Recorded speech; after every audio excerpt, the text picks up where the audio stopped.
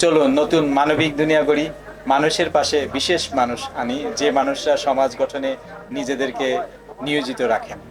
একজন লেখক, গবেষক, সাংবাদিক, আমি সম্পাদক বলবো, শাহিন চৌধুরী, আপনাকে স্বাগত জানাচ্ছি আমাদের এই চ্যানেলে। আপনাকে ধন্যবাদ। আমরা খুব পরিশীলিত লেখা এবং গবেষণার দৃষ্টি শাহিন চৌধুরীর মধ্যে আছে। একজন সম্পাদক হিসেবে আপনার বহু সুনাম রয়েছে। এখন আমরা একটি বই নিয়ে বসলাম, আপনার এবারের বই বাতাসে জলে আগুন। সরাসরি চলে যাচ্ছে এখানে, আসলে বাতাসে কেন আগুন জ্বলে? আসলে এই বইটি হলো, আপনি জানেন যে এটি একটি কবিতার বই এবং এটা জুলাই অভ্যুত্থানের উপরে বেশিরভাগ কবিতা। এবং জুলাই অভ্যুত্থানটা তো আপনি বুঝনি যে এটা অগ্নিছাড়া অভ্যুত্থান, রক্ত ছাড়া অভ্যুত্থান। এবং এই কবিতার বইয়ে 56টির মতো কবিতা আছে, যার প্রায় অর্ধেকই হচ্ছে জুলাই অভ্যুত্থান, জুলাই শহীদদের নিয়ে লেখা। আর বাতাসে জলে আগুন এই শিরোনামেই একটি কবিতা আছে। কবিতার বইগুলো কোনো না কোনো কবিতার শিরোনাম ধরে করা হয়। খুব ভালো, যে জলে আগুন জলের মতো বাতাসে যে আগুন জ্বলে, বাতাসে জলে আগুন। কিন্তু যে জলে আগুন জ্বলে কিন্তু ওই শিরোনামে কোনো কবিতা নেই।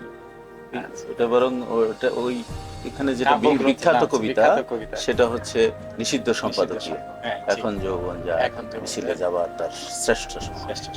কোনো পাঠক যদি রকমারি করে লগ ইন করে বই পেয়ে যাবে, কারণ সাহেবতী তাদের প্রকাশিত সকল বই ওরা রকমারি দিয়ে।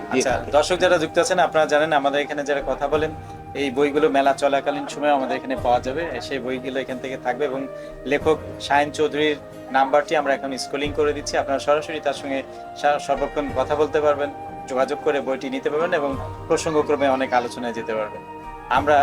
আপনারা জানেন আমাদের বঙ্গপিডিয়াতে বিশেষ করে যে লেখকদের বিশেষ কোনো বিষয় অবদান থাকে তাদেরকে আমরা বাংলার মনীষীর মধ্যে নিয়ে যাই। আমার মনে হচ্ছে যে শাহিন চৌধুরী আমাদের বঙ্গপিডিয়াতে তার জীবনী উঠবে বলে আমার মনে হয়, এবং তখন আমরা বঙ্গপিডিয়াতে শাহিন চৌধুরীর যতগুলো বই আছে সারা জীবন আপনারা সেখান থেকে ক্রয় করতে পারবেন।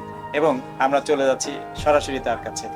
এই বাতাসে জলে আগুন ছাড়া অন্যান্য যে বইপত্র আপনার আছে আমরা একটু জানতে চাই। আমার আসলে লেখালেখি শুরু হলো 1986 সাল থেকে, তখন আমি অনার্স ফার্স্ট ইয়ারের ছাত্র। 86 সালে প্রথম আমার একটি কবিতার বই বের হয়, কবিতার বইয়ের নাম দুঃসময়ে ভালোবাসা। এইটা হলো শুরু। এরপরে এটা চলছে। এখন আমার উপন্যাস আছে 5টি, ভ্রমণ কাহিনী আছে 3টি। নাম জেনে আসি। উপন্যাস 5টির নাম হচ্ছে বিবর্ণ প্রত্যাশা, তৃতীয় নারী, তারপরে ত্রিচারিণী, প্রবাসিনী। 2টি ভ্রমণ কাহিনী হলো বিদেশের প্রেক্ষাপটে লেখা। একটা গ্রেট ওয়াল থেকে নায়াগ্রা, এটা সর্বাধিক পপুলার বই, 3-4টি এডিশন ইতিমধ্যে হয়ে গেছে।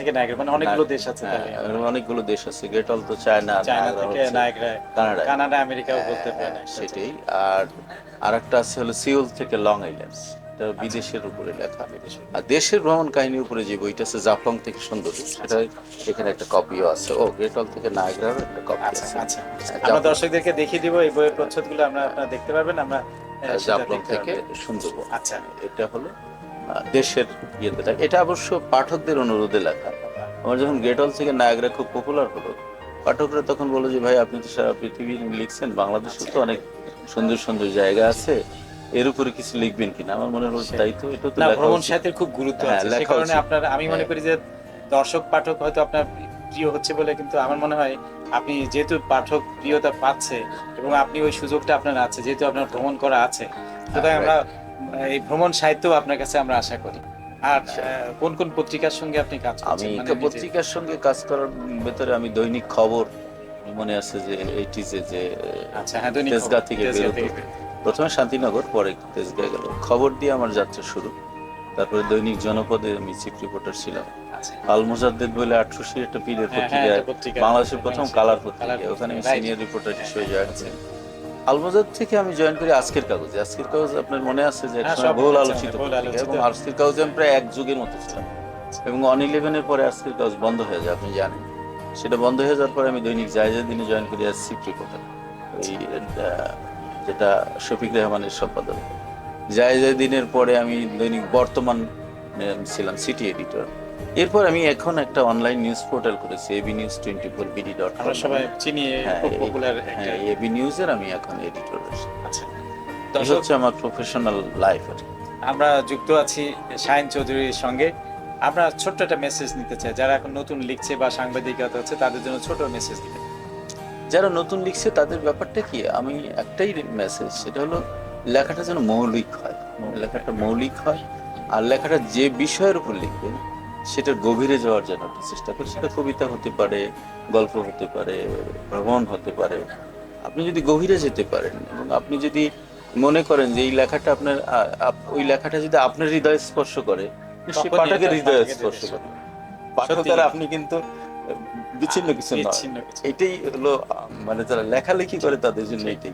খুব পরিচ্ছন্ন ভাবে আমরা আয়না দৃশ্য দেখতে পাই। শাহিন চৌধুরী নিজের আয়নাতে যদি নিজেকে দেখা যায় তখন অন্যজনও সেরকমই দেখবে। খুব ভালো কথা বলেছেন। আমরা নতুন প্রজন্মের জন্য আপনি যা বলেছেন, নতুন প্রজন্ম যেন নিজের জন্য যা ভালো সেটি করার কথা বলেছেন, আমাদের খুব ভালো লেগেছে।